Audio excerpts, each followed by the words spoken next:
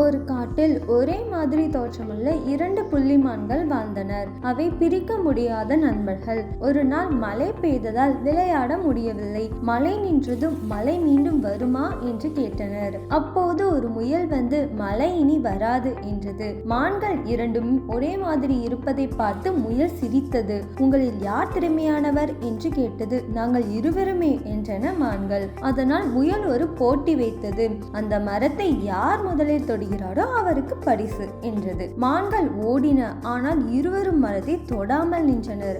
ஏன் என்று முயல் கேட்டபோது, நான் என் நண்பனுக்காக விட்டுக் கொடுத்தேன் என்று இருவரும் சொன்னார்கள். இதை கேட்ட முயல் மகிழ்ந்து, உங்கள் ஒற்றுமைக்காக 2 மணிமாலைகள் என்று பரிசளித்தது. மான்கள் மகிழ்ச்சியுடன் அணிந்தனர். நீதி: விட்டு கொடுத்து வாழ்ந்தால் வாழ்க்கை வளமாகும். மற்றும் ஒரு இனிமையான கதையோடு நாங்கள் உங்களை சந்திக்கிறோம். லைக் மற்றும் சப்ஸ்கிரைப் பண்ணுங்க மக்களே.